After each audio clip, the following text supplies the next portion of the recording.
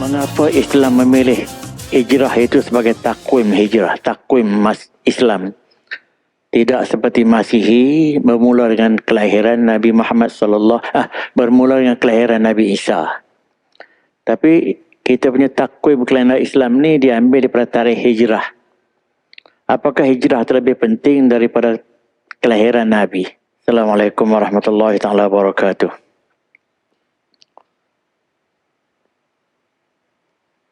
Tuan Nazir Tan Sri kalau ada, Timbalan Nazir Datuk Nik, Tuan Imam, Tuan Bilal, AJK, Datuk-Datuk, Datin-Datin dan sidang hadirin sekalian. Assalamualaikum warahmatullahi taala wabarakatuh. Saya skip untuk minggu ini tajuk Tauhid itu, saya akan sambung pada waktu lain. Saya akan cuba sentuh sedikit tentang hijrah ini, tapi bukan aspek fakta atau kejadian itu dah lumrah orang bercakap. Cuma saya akan ulas di segi pengajaran ataupun iktibar yang boleh kita ambil daripada peristiwa yang besar ini. Dia banyak menyentuh aspek hukum, aspek tauhid dan aspek akhlak. Tuan-tuan sekalian, yang pertama sekali, mengapa Islam memilih hijrah itu sebagai takwim hijrah, takwim Islam? Tidak seperti Masihi bermula dengan kelahiran Nabi Muhammad bermula dengan kelahiran Nabi Isa. Tapi kita punya takwim kalender Islam ni diambil daripada tarikh hijrah. Apakah hijrah terlebih penting daripada kelahiran Nabi? Begini tuan-tuan sekalian ya. Apabila Sayyidina Umar mengambil tampuk pemerintahan, kalender Islam secara resmi tak ada. Secara ringkasnya, baginda mencadangkan nak menjadikan hijrah itu sebagai permulaan kalender Islam. Kerana hijrah itu begitu signifikan kepada orang Islam berbanding dengan tarikh kelahiran Nabi. Sehingga ahli sejarah kata, kalau tak kerana hijrah, ada semayang di mana tu? Kalau tak kerana hijrah, ada orang baca Quran ya? Semayang. Kalau tak kerana hijrah, kita tak dapat Islam seperti sekarang ini. Pembinaan Islam yang hebat begitu, boleh dikatakan peratusnya mungkin 90% atau 95% terbina di Madinah. Tuan-tuan tahu, di Mekah 13 tahun Nabi berdakwah hanya menyelesaikan satu isu sahaja. Isu tolak syirik, mentauhidkan Allah. Satu itu saja. Solat pun dah kemudian dah di akhir Nabi berada di Mekah itu dah 11 tahun lebih dah. Setelah berlaku Isra' Mi'raj, barulah kefarduan solat itu diturunkan. Sebelum itu tidak ada mesej lain. Mesejnya Nabi menyeru supaya mereka menolak sembah berhala, mentauhidkan Allah Subhanahu Wa Taala, menolak syirik. Itu saja satu. Bahkan sambutan orang Mekah pun amat negatif. Mereka mengatakan Nabi gila, Nabi berbagai-bagai membawa satu benda yang mereka tak pernah dengar, nak menolak Tuhan-Tuhan yang mereka sembah selama ni bermacam-macam. Sehingga mereka berkompromi dengan Nabi, nak akad nak sembah patung satu tahun, nak sembah Tuhan satu tahun, berbagai-bagai. Tapi kesemua Nabi tak endahkan. Klimaknya mereka nak membunuh Nabi, itu klimaknya. Sehingga Allah mewahyukan perpindahan ke Madinah. Itu satu isu. Mengapa dipilih Madinah? Rupa-rupanya walaupun Islam itu lahir di Mekah, tapi orang Madinah lebih memberi sambutan. Kerana mereka ni terdiri daripada berbagai-bagai kaum Aus, Khosraj, Qainuqa dan kaum Yahudi, ada kaum Bani Nadir, ada dua lagi kaum Yahudi. Mereka ini terdedah kepada maklumat luar dan lebih sikitlah tamadunnya berbanding dengan kafir Quraisy di Mekah yang dipanggil jahiliyah. Kafir Quraisy di Mekah tu dipanggil jahiliah kerana mereka tak menerima langsung sebarang tamadun, sebarang kemajuan pemikiran dan sebagainya. Tapi orang Madinah lebih dulu menerima. Sebab mereka ni orang Yahudi ada maklumat awal yang mengatakan akan lahir seorang Nabi di akhir zaman. Dan orang Madinah juga berinteraksi melalui perniagaan utara, selatan, timur, barat ini, dan mereka dah tahu dah akan lahir seorang Nabi. Dan benda tu walaupun tidak lahir di Madinah, mereka dah tahu. Jadi mereka lebih cepat menganut Islam lebih banyak berbanding dengan orang Mekah walaupun tempat lahirnya Nabi Islam di Mekah. Itu bukan yang pertama sekali. Jadi dengan sebab itu, kalau kita tengok signifikannya, 13 tahun di Mekah ini hasilnya terlalu minimal, hanya tauhid. Tetapi 10 tahun di Madinah itu berkembang seperti mana hujan bau turun, macam cendawan tumbuh. Semua bidang Islam lahir di Madinah. Wujud perlembagaan Islam, wujud hukum hakam berbagai-bagai, 4-5 bidang, bidang munakahat, bidang perniagaan, bidang ibadat, bidang perkahwinan, bidang jenayah, bidang ketenenggaraan, semua lahir di Madinah. Wujud jabatan-jabatan lahirnya di Madinah. Sistem khilafah itu dipecahkan kepada 3 cabang politik, pemerintahan, keadilan dan juga eksekutif, dipecahkan di zaman Sayyidina Umar secara tak rasmi, berlaku di Madinah. Mengapa jadi begitu? Ini fakta sejarah ya. Mengapa jadi begitu? Di Mekah amat sukar, di Madinah mudah. Yang pertama, kerana orang Mekah ni kerana sifat jahiliah mereka itu amat susah menerima perubahan. Tapi orang Madinah kerana dia exposure mereka lebih, mereka lebih mudah menerima kebenaran ini. Itu yang pertama. Yang kedua, ini cukup penting.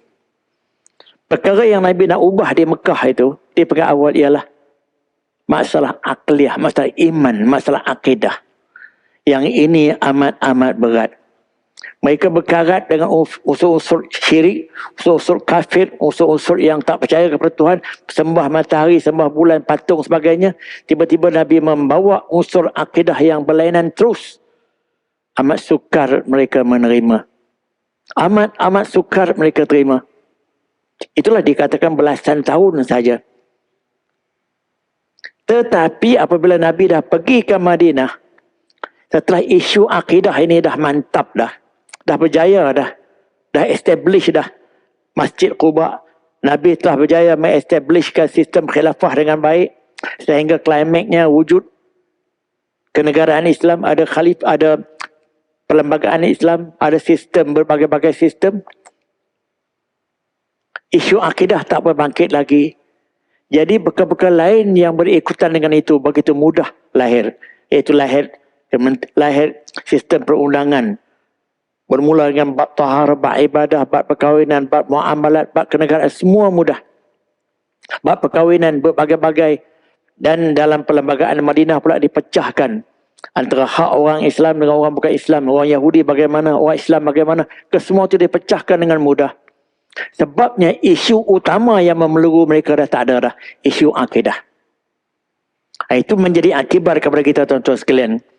Apabila seseorang itu minda aja masih berkarat dengan benda-benda yang kufur, benda-benda syirik, benda-benda yang munafik ini, susah mendapat pengajaran, susah mendapat tunjuk ajar. Sebab tu kalau kita nak didik anak-anak pun, kalau kita mendidik secara luaran, ambil rotan, pukul, kita katakan benda itu tak baik, tapi kita tidak mendidik secara hati, kita tackle jiwa aja terlebih dulu, susah kita nak dapat perubahan. Jadi makna apa yang Nabi buat tadi, Nabi telah mengubah minda mereka lebih dulu. Nabi berjaya membentuk hati mereka terlebih dulu, menerima Allah yang satu. Setelah mereka menerima konsep tauhid dengan elok di bawah konsep la ilaha illallah Muhammad Rasulullah, maka yang lain-lain itu mudah berlaku satu demi satu, satu demi satu. Sebab itu saya sendiri, apabila saya mencadangkan ataupun saya memberi pendapat tentang berbagai-bagai perubahan yang kita nak buat, hijrah ini yang paling penting sekali ialah kita perlu berubah. Kita tak akan berubah selagi hati kita tak berubah. Akidah kita tak berubah. Mental kita tidak berubah. Jiwa kita tak berubah.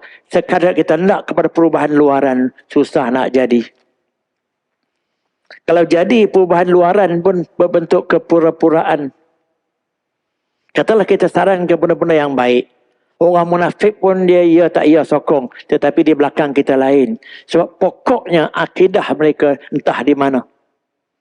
Tapi kalau orang yang solid akidahnya, yang solid tauhidnya, apa saranan berbentuk keagamaan mereka mudah terima dan mereka mudah patuhi. Itu yang Nabi buat step perjuangannya. Kita kena ambil akibat daripada situ. Jangan sekadar melihat peristiwa itu saja. Bermakna perjuangan Nabi dia bermula dengan mengubah minda dulu. Mengubah hati dulu daripada kufur. Tak percaya kepada Allah yang satu. Apabila yang itu terubah, yang lain-lain begitu mudah berlaku. 10 tahun saja lengkap sistem Islam dan ajarannya. Sedangkan 13 tahun di Madinah itu amat minimum. Itu satu asas. Dan ini kita boleh bawa dalam pendidikan apa juga. Kalau kita nak didik anak-anak pun dengan kasar, dengan rotan, dengan apa. Tapi kalau kita tak didik dari segi minda dan hati dia terlebih dulu. Supaya dia lembut kepada ibu bapa. Dia lembut dengan Allah. Dia menyedari yang dia ni kena solat, kena apa. Susah pendidikannya kalau kita bermula daripada luar. Sebab tu kita tengok dah. Banyak orang mendidik anak dengan merotan, memukul. Anak tak jadi baik macam mana pun. Bahkan saya pernah kata, siapa yang mendidik anak dengan rotan, dengan apa, macam dia mendidik lembu. Sebab lembu kena rotan. Jadi anaknya, akhirnya anak tu jadi macam lembu. Didik anak, didik manusia kena didik melalui jiwa, melalui kasih sayang, melalui cinta dan tunjuk ajar daripada mak bapak. Itu semua pendidikan secara hati. Itu asas daripada peristiwa ini yang kita patut ambil iktibar. Iaitu susah nak mendapat perubahan kalau asas perubahan itu tidak dibina terlebih dulu. Iaitu perubahan dalaman, akidah, mental dan sebagainya. Dan itu asas yang Nabi bawa melalui peristiwa hijrah ini. Jadi dengan kerana itu, perubahan yang begitu banyak berlaku di Madinah itu. Setelah perubahan asas tadi berlaku, maka yang lain-lain itu begitu mudah sekali berlaku.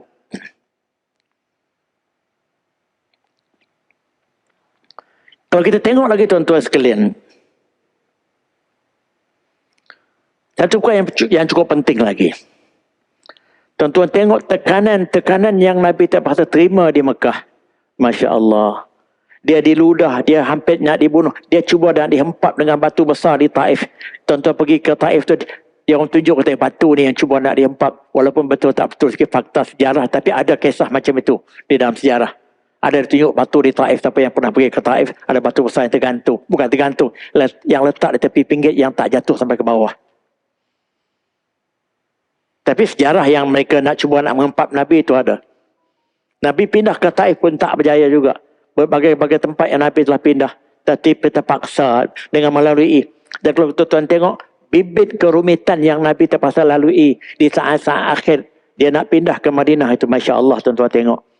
Setelah Nabi dapat maklumat yang dia sedang dikepung. Tu dah climax dah. Dikepung di rumah dia.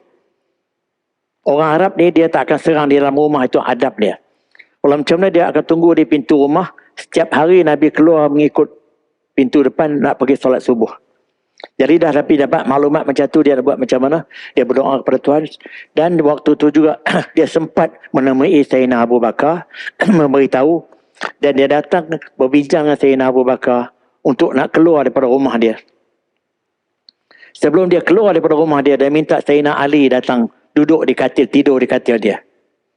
Dan waktu dia keluar tu, dia keluar di depan orang yang dah ramai datang nak kumpul dia. Tapi dia berdoa kepada Tuhan supaya Tuhan lenakan mereka, supaya mereka tak sedar. Dan ada yang mengatakan tu ayat waja'anna min baini aydihim saddan wa min khalfihim saddan fa'aghshaynahum fahum la yubsirun. Ayat tu Tuhan menceritakan bagaimana Tuhan menyebabkan mereka tak sedar Nabi lalu di depan mereka. Ada hadis menyebutkan Nabi telah tabur beberapa genggam pasir menyebabkan mereka terlena waktu itu dan mereka tak sedar Nabi lalu. Apabila dah waktu subuh Nabi tak keluar juga, mereka pergi ke dalam bilik Nabi. Pergi-pergi tengok Sayyidina Ali. Mereka tanya, mana Muhammad SAW? Sayyidina Ali kata, saya tak tahu. Saya diminta tunggu, saya tak tahu. Saya diminta datang ke sini. Sayyidina Ali pun dia seorang yang berani. Pemuda yang berani. Sebab tu di Malaysia pun orang panggil Tungkat Ali. Kerana keberaniannya, maka dinisbahkan kepada pemuda Sayyidina Ali. Jadi lepas tu mereka dah terlepas dah. Muhammad ni dah terlepas dah. Muhammad dah berjaya menyelinap di belakang mengikut lorong-lorong jalan rumah Abu Bakar. Jadi mereka cuba mengepung di sekitar Mekah. Tapi Nabi sempat melalui lorong-lorong di laluan rumah ke rumah Sayyidina Abu Bakar tu, sehingga mereka pergi ke Gua Sur. Gua Sur tu sekitar 6 km kot daripada Mekah sekarang ni, kalau kita pergilah. Jadi Nabi ketika tu sempat melalui Abu Bakar. Ya. Mengapa Nabi pilih Abu Bakar? Abu Bakar lah yang paling utama, yang paling amat percaya, yang paling rapat dengan Nabi, dan orang dewasa yang paling pertama menganut Islam. Dan dalam kebanyakan kes, Nabi menjadikan Abu Bakar ni pembantu dia, ganti imam dan sebagainya. Dan ini juga menjadi satu seolah-olah wasiat tak rasmi. Apabila dia meninggal, besok Abu Bakar ganti dia. Dan para sahabat ikut. Bukan dia wasiat rasmi, tak ada. Tapi itu sebagai petanda yang Nabi begitu memilih Abu Bakar special. Apabila Abu Bakar pergi, mereka telah meminta anak Abu Bakar, Abdullah bin Amir, Abdullah nama dia, anak Abu Bakar itu, untuk menjadi spy.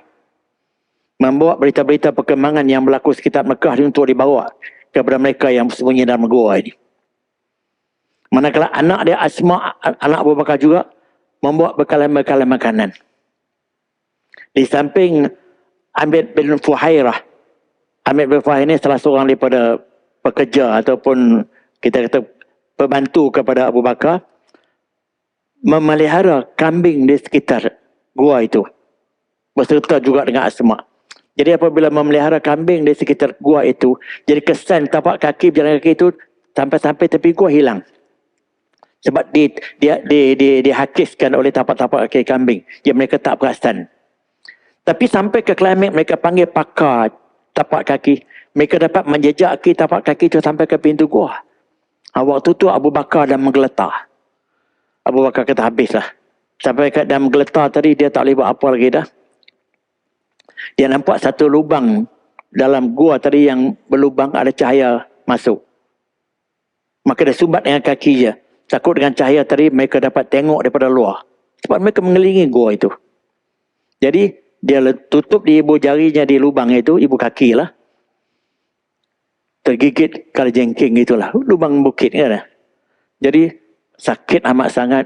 Dia menangis menahan sakit tadi dengan menggeletar takut sama. Maka titisan air mata dia yang meleleh jatuh ke atas pipi Nabi, sebab pipi terlena. Nabi terlena kerana terlalu letih. 3 hari 3 malam, bayangkan. Makanan pun tak begitu mencukup, lebih kurang je lah. Sebab setakat orang hantar je. Jadi titisan air mata jatuh ke pipi Nabi tadi. Nabi terjaga, Nabi tanya, apa yang menjadikan dia begitu? Maka Abu Bakar pun yang penuh takut. Dia kata orang tu dah macam menyelinap di gua ni. Dia menggeletar dan dia takut mereka nak melihat kita berdua dalam gua ni. Maka saya tutup macam ada binatang ketip. Nabi menyampi dengan air pun sembuh gitu. Dan waktu tu juga turun ayat. Dia kata kepada kawan dia, ayat Quran, kemudian tu waqala li sahibihi.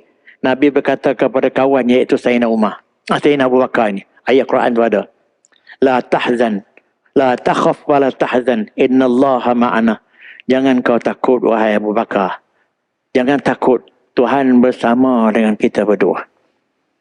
Jadi apabila Nabi kata begitu, Abu Bakar ni serta-merta hilang takutnya. Serta-merta hilang takutnya. Begitulah tuan-tuan sekalian, keimanan ini apabila dah tersemat kepada dalam jiwa daripada dalam menggeletar ketakutan tadi, dengan cakap Nabi macam tu, hilang takut serta-merta. Mengikut ahli sejarah, apabila mereka jenguk ke bawah gitu pun tak akan nampak orang di dalam ni. Jadi mereka tak perasan. Di waktu tu juga ada dalam hadis dalam Al-Quran tak sebut, sepasang burung merpati telah membuat sarang di sebelah kanan sebelah kiri pintu gua itu. Menyebabkan langsung mereka tersangka, kalaulah ada orang masuk dalam gua ni, tentu burung merpati ni dah terbang ke tempat lain dah. Bertelur pula tu. Serta juga waktu tu juga ni labah-labah membuat sarang di depan tu tutup lengkap dan meyakinkan mereka lagi tak ada orang masuk. Selesailah, selamat. Lepas itu apabila mereka nak keluar daripada gua ini, nak menuju ke Madinah, nak ikut jalan mana? Jalan biasa telah dikepung semua dah. Abu Bakar kata kalau kita ikut jalan biasa, kita habislah. Kerana kita pilih jalan yang luar biasa, yang kita tak pernah lalu, yang siapa pun tak pernah lalu. Jadi mereka melibatkan 2 orang manusia. Satu namanya Abdullah bin Uraiqid. Dia ni penunjuk jalan yang tahu jalan nak melepaskan diri ni yang orang lain tak pernah lalu. Dan Abdullah bin Uraiqid ni orang bukan Islam. Tunjuk jalan. Tapi sebab Nabi percaya kepada Abdullah bin Uraiqid dan Abu Bakar percaya, nampaknya dia telah berjaya menunjuk ke jalan sampailah mereka berjaya bersendirian pergi ke Madinah. Dan dua kenderaan tunggangan mereka, rilahatain ini mungkin 2 ekor unta lah, telah diberikan oleh satu orang juga, orang bukan Islam juga, orang Quraisy. Sebab yang masuk Islam ni sekitar Mekah 1-2 orang je. Jadi orang luar daripada itu semua bukan orang Islam, tapi orang yang mereka percaya. Menyediakan 2 kenderaan ni mungkin unta lah. Jadi dengan pertolongan 2 manusia macam ni, lama-lama Nabi akhirnya berjaya sampai ke Madinah dan ikut laluan di sebelah pantai, sebelah dekat dengan Laut Merah. Tak ikut laluan biasa. Jadi di sini juga ulama ambil iktibar bahawa boleh kita bekerjasama dengan orang bukan Islam dalam apa juga yang bahaya, selama mana kita boleh percaya dengan amanah mereka. Itu sebagai bukti. Lagi iktibar yang kita boleh ambil. Ini cukup penting ini. Berbagai-bagai tekanan yang Nabi alami di Mekah, sampai pekat nyawanya terancam. Dia terpaksa masuk gua. Terpaksa guna pula orang spy. Terpaksa pula Asma' menyamar menjaga kambing, tapi Asma' yang pakai jubah sebagai perempuan tadi bawa makanan. Yang Nabi buat ni penuh dengan strategi untuk melepaskan diri. Penuh dengan langkah-langkah yang kita kata canggih lah untuk melepaskan diri. Tak timbulkah soalan di kepala kita? Nabi ni seorang Rasul, utusan Allah. Mengapa dia terpaksa lalui benda-benda begini semua? Memadai dia berdoa, Ya Allah Tuhan aku matikan semua orang kafir. Boleh. Ya Allah Tuhan aku terbangkan aku ni ke Madinah. Boleh. Faham tak? Tapi semua tu tak berlaku. Jadi apa yang Nabi lalui tadi semua proses biasa. Proses dengan penuh canggih, dengan penuh ikhtiar, dengan penuh kebijaksanaan, dengan penuh strategi untuk melepaskan diri. Sebab tu saya rasa pelik di zaman-zaman sekarang ni menuntut satu ilmu tu ilmu kebal. Dengan pakai pedang ni orang musuh tak nampak. Boleh terbang. Orang ini jumpa di Malaysia hari ini, minggu depan jumpa di Madinah. Cerita-cerita pelik yang kita dengar. Konon-kononnya orang tu orang tasawuf, orang tarikat. Saya tak tahu cerita di mana datang. Saya bukan mempertikaikan kita bohong atau tidak. Tapi Nabi yang tarafnya sampai pada peringkat macam itu pun tak mendapat benda itu. Dan dia tak pernah minta ke arah itu pun. Ya tak? Kalau kita ikut di segi logiknya, itulah masa yang paling sesuai sekali. Dia minta kepada Tuhan supaya musuh-musuh itu semua mati. Atau dia diterbangkan, atau macam mana lah yang luar biasa. Seperti mana yang didakwa oleh orang yang menuntut ilmu pelik sekarang ni. Tapi mengapa tak jadi begitu? Kita fikir tak? Dan ini juga tuan-tuan sekalian, menyebabkan kita kena mengambil iktibar. Untuk melalui berbagai-bagai ujian ni, kita terpaksa lalui berbagai-bagai struggle dan ranjau yang berat. Kita tak boleh dapat dengan mudah konon-kononnya. Tuhan tolong selesai. Tuhan tolong selesai. Dan dalam episod yang Nabi lalui ini, tempat yang dia berdoa tu sikit je. Waktu dia nak keluar daripada rumah dia tu, dia berdoa supaya mereka tu terlena. Itu pun simple je. Kadang-kadang kita pun, isteri kita pun mudah lena, kita keluar isteri kita tak tahu kan. Dia tak minta pun besar-besar. Bermakna Nabi terpaksa lalui episod yang penuh getir dan penuh sukar ini seperti manusia-manusia lain. Mengapa dia tak bergantung hanya kepada doa dan sebagainya? Dia sebagai seorang Rasul, Nabi. Sedangkan kita menuntut ilmu sikit-sikit dah boleh kebal. Menuntut ilmu sikit pun boleh terbang. Ini semua cerita auta. Hari ini kita patut ambil iktibar tuan-tuan sekalian. Bagaimana pengajaran daripada hijrah ini. Itu orang lupa tentang hal itu. Jadi itu yang kedua. Yang ketiga, Nabi telah mengatur strategi yang cukup canggih. Nak ikut lorong mana, jalannya orang yang tak disangka. Melibatkan orang bukan Islam pula yang tunjuk jalan. Boleh pilih jalan yang tak popular. Kesemua ini usaha-usaha yang cukup canggih. Sesuai dengan zaman itu untuk melepaskan diri. Itu yang sepatutnya manusia buat. Tapi kita nak berjaya, pilih jalan mudah. Berdoa, sikit-sikit berdoa. Sebab tu saya tak begitu suka lah. Berbagai-bagai viral yang keluar itu. Nak baca doa ni selamat. Baca doa ni rezeki murah. Baca ini panjang umur.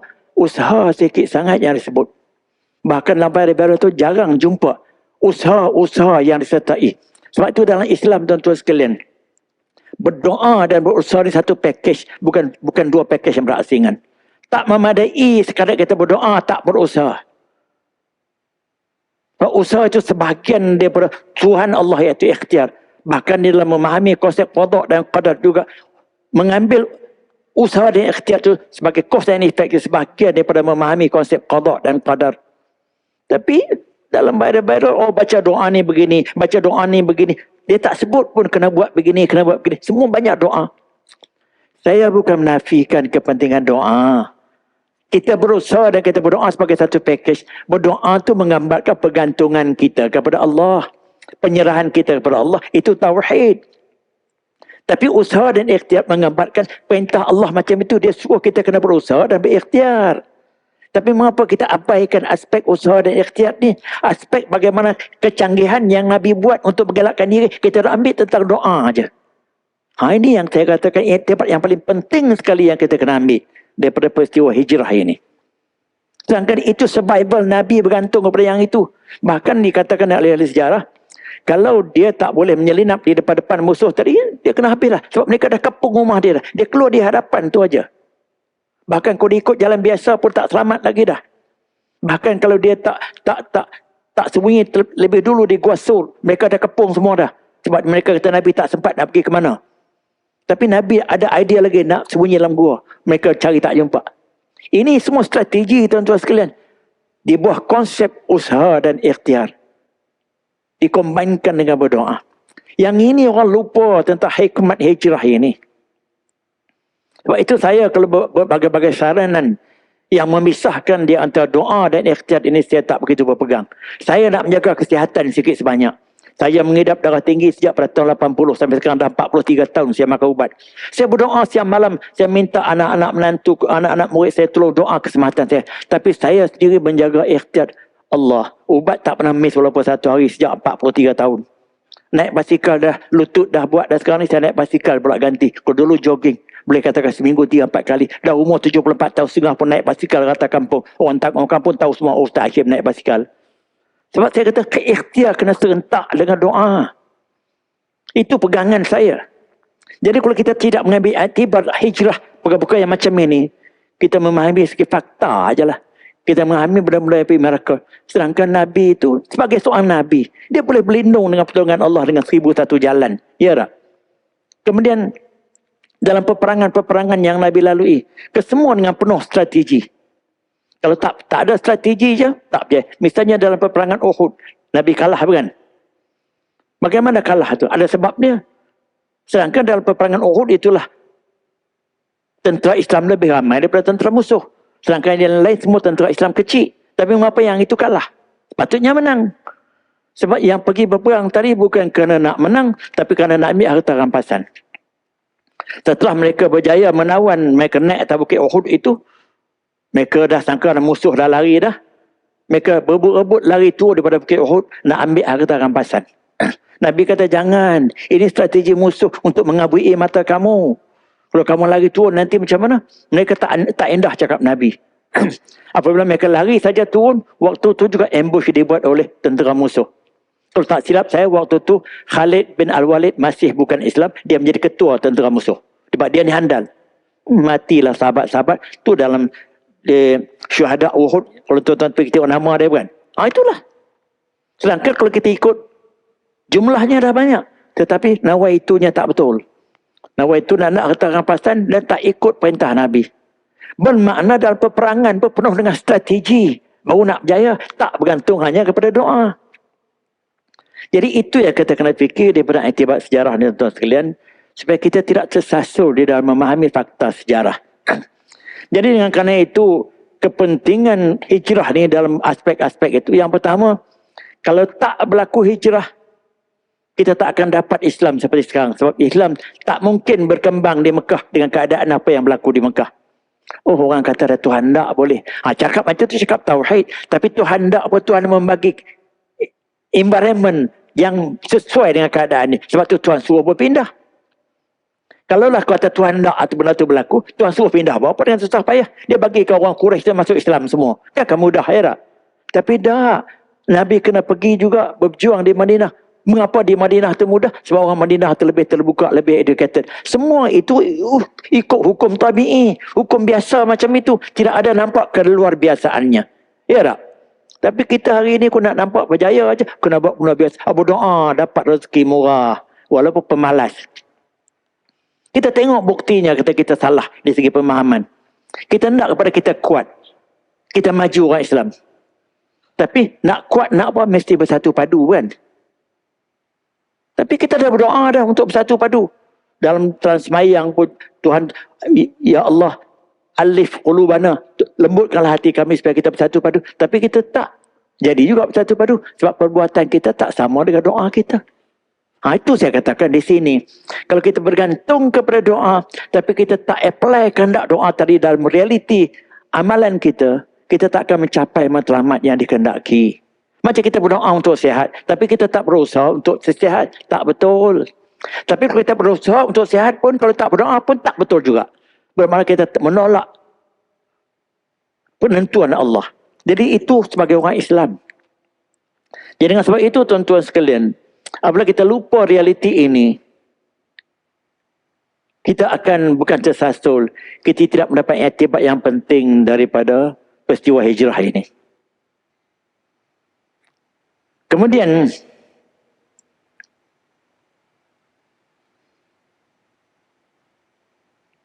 satu lagi perkara yang cukup penting ni pada iktibar hijrah ni juga. Untuk survival kita, kita mesti berubah. Sama ada berubah tempat atau berubah minda. Berubah tempat hijrah Nabi. Maka hadis mengatakan tidak ada hijrah lagi lepas ini dari segi tempat. Yang ada hijrah ialah hijrah minda. Hijrah hati, kita menghijrahkan, kita tinggalkan benda maksiat ke arah yang baik. Itu yang ada. Hijrah tubuh badan tak perlu lagi dah. Sebab itu ada satu hadis menyebutkan wal muhajir man hajara ma nahallahu anhu. Orang yang berhijrah sebenarnya sekarang ni ialah orang yang berhijrah dengan meninggalkan benda yang Tuhan tegah kepada benda yang Tuhan baik. Hijrah dari segi tempat tak perlu lagi dah. Jadi mana kita kena berjihad secara hijrah secara macam itu. Mengapa saya katakan tadi tuan-tuan sekalian, usaha dan ikhtiar ini sebagai satu package dengan doa. Seperti mana Nabi buat. Dia berusaha habis-habisan dengan penuh strategiknya. Di samping dia menyerah dan bertawakal kepada Allah, maka dia berjaya. Walaupun nyawanya terancam waktu itu. Tuhan telah tegaskan dalam dua ayat yang selalu disebut. Yang pertama, tuan-tuan tengok surah Ar-Ra'd ayat 11. Inna Allah la yughayyiru ma biqaumin hatta yughayyiru ma bi anfusihim.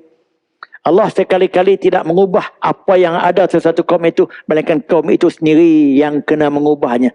Ulama mentafsirkan di sini ialah mengubah dari segi usaha dan ikhtiar.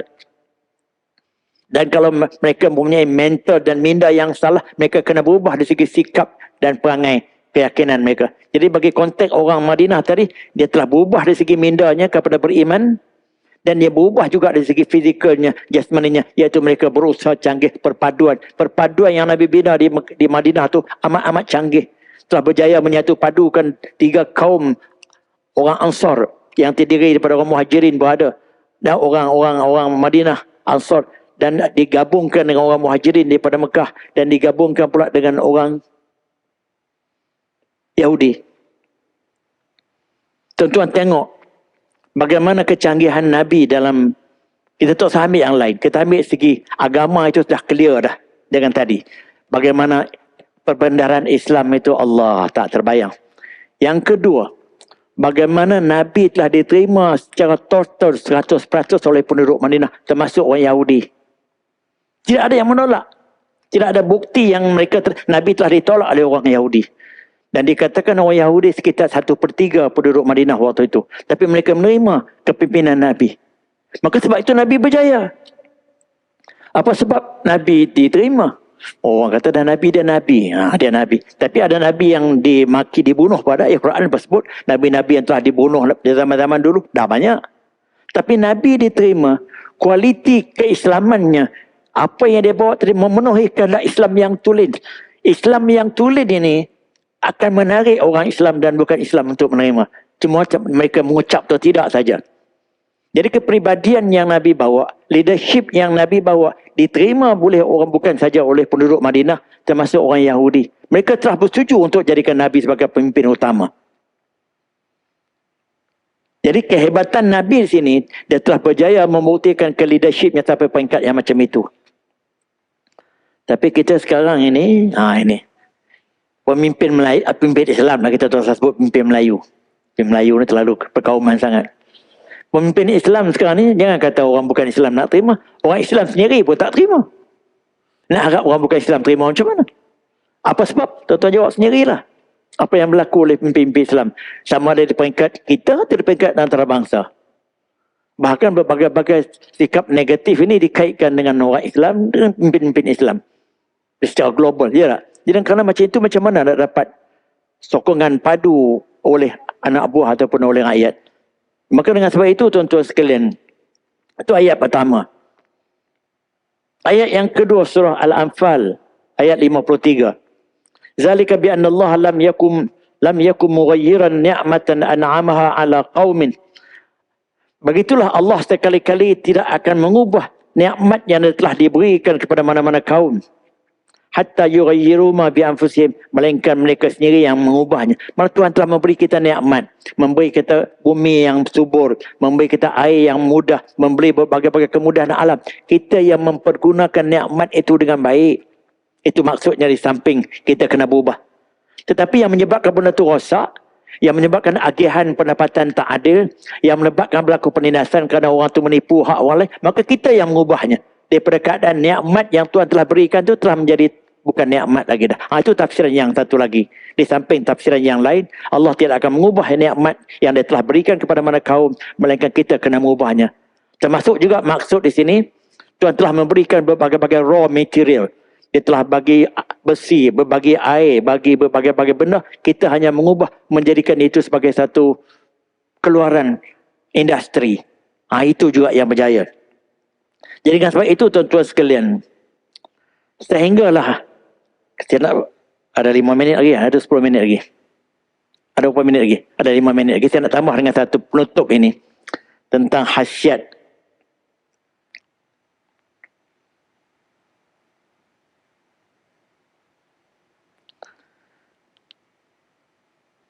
Peristiwa hijrah ini tuan-tuan sekalian, telah mewujudkan satu kaedah yang paling penting di dalam hukum Islam. Iaitu semua perkara dinilai dengan niat. Tanpa niat, tidak ada nilai dalam Islam. Nak ibadat, kita kalau tak niat, tak sah ibadat. Kalau niat tak betul, habis. Hadis yang popular tentang hal ini, yang kita selalu baca, innamal a'malu bin niyat. Segala perbuatan itu dinilai dengan niat. Dan daripada hadis ini ulama kata hadis mutawatir itu kalau betul-betul kualitinya tak sampai 20 hadis mutawatir. Hadis mutawatir yang nombor 2 daripada Al-Quran. Dan hadis nombor 1 daripada mutawatir hadis ini, iaitu hadis mengenai hijrah ini. Iaitu gini. Ini daripada hadis Amirul Mukminin Abi Hafsin Umar bin Khattab, dia berkata, Sami'tu Rasulullah sallallahu alaihi wasallam yaqul, aku mendengar Rasulullah sallallahu alaihi wasallam berkata, ini dah di Madinah ni kejadian ini. Innamal a'malu binniyat. Sesungguhnya segala perbuatan itu dinilai dengan niat.